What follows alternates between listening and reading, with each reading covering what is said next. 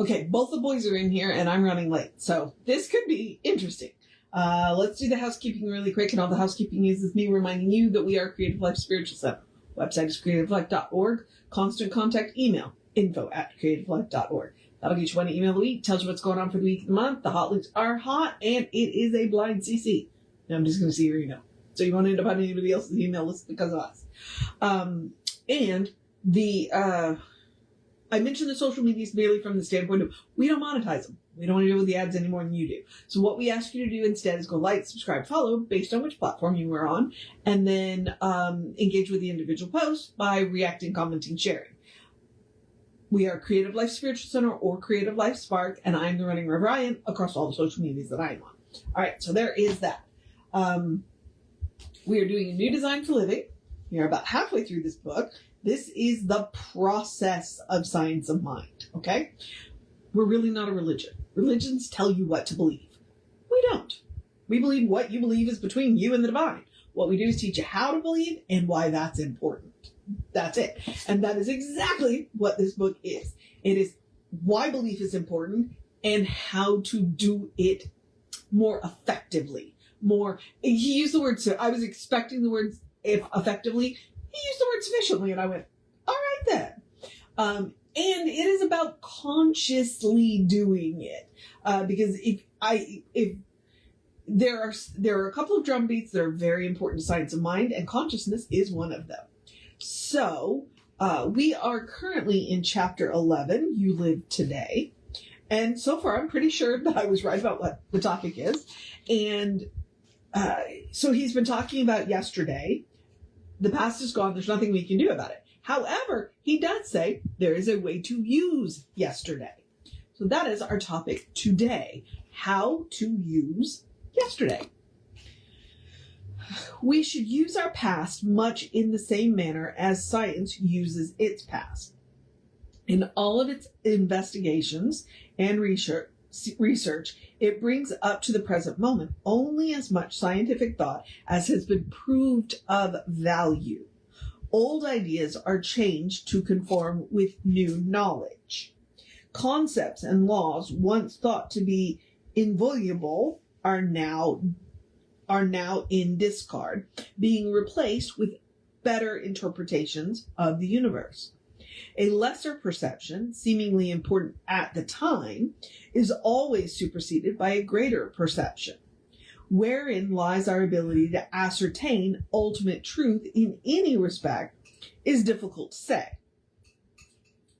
But we must always allow ourselves to be open to the advent of it, just as science is continually breaking precedents of the past to accept today's newest discoveries. In this lies our only hope of a future that is worthy of any consideration. A complete reverence and worship of the past, just because it is past, just because that is the way things once were, is an unwholesome situation.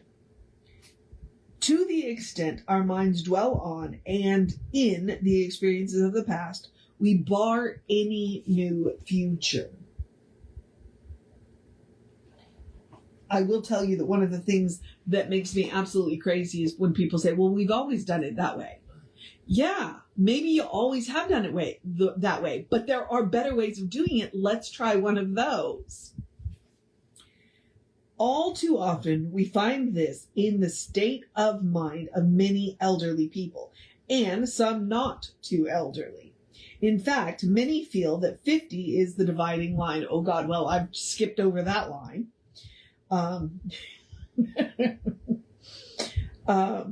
To reminisce is one thing, but to live only in memory is quite another. So he's not saying reminiscing is bad. We all do it. It's when we live there that is a problem. All right. Whenever a person ceases to be creative, ceases to contribute creatively to life, then the great stupor sets in. The mind and the body start to stagnate. The mind turns in upon itself, and the record of memory plays a monotonous tune. The vitality that fed the body ceases to flow and circulate freely, and every function and recreative process slowly but surely starts to diminish until a point of extinction is reached. Such is the action of our past if we try to live it today. We cannot do it and live. The past was of value. It served its purpose. Properly approached, it can serve us wisely rather than burden us down. We want to know where our past pattern of thinking may have been wrong so that we do not repeat it. We can let the past teach us many lessons, but we must not let it dictate the nature of our future. And that's, I mean, the irony is I have a degree in archaeology. Anthropology is really the study of people and just really why people are the way they are. And archaeology, on the other hand, is about studying the past. It is about learning how and why we did the things that we did. And what happened. Like what? Okay, so we made this decision and this is what happened. You know that old adage, those who don't forget the past are doomed to repeat it? Or those who know the past are doomed to watch other people repeat it. So it's important. The past is important. It is important to teach us lessons. And that's one of the things that I say about failure. You've never truly failed until you've quit. And there's a difference between changing and quitting. So bear that in mind, okay? If something's not working out, then change what you're doing. It doesn't mean you're quitting. It means you're changing tactics. You can learn a lot from your past patterns. And it is important to learn a lot from your past patterns. But you don't want to live there.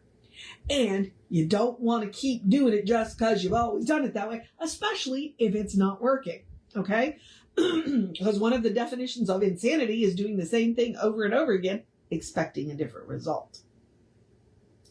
And that's what he's talking about, okay? Our past is of value, but we don't want to live there. We want to continue to be creative. We want to continue to create new things, new thoughts, new experiences, not just go relive the old ones. Because that's what keeps us alive. All right. I'm going to move on into the process of my day because, especially since, like I said, I'm running a little bit behind. So I'm going to encourage you to have a great day, a wondrous day, a fantastic day, a magical day, an enchanted day, a wonderful day, an awesome day, an amazing day. And let's get this week started off on the correct foot today. I'm cutting myself off there, aren't I? A don't live in the past day, a look towards the future day, a live in the present day, enjoy the present moment day, cuddle your fur babies day, open your windows day, drink plenty of water day, make sure you take time to sit down and rest day, a good day, and if that is too much pressure, because occasionally it is, I get it, simply have a day. You are enough just as you are. You are a beloved expression of the divine. You are a brilliant light, a divine spark, spirit in motion, God in action, a beautiful masterpiece, and a work in progress at the same time, at your own pace. And as Reverend Jesse likes to call us, you are a godling. So explore the truth of your being. Get to know who the divine knows you to be, because the divine knows you to be good. And from there, anything is possible. All right, beloveds. Reverend David should be on, well, as he said yesterday, sometime between 5 and 10. I'll be back around 9:15, because, my window's pretty small. Take care of yourself, know that you are loved, and I will see you next time.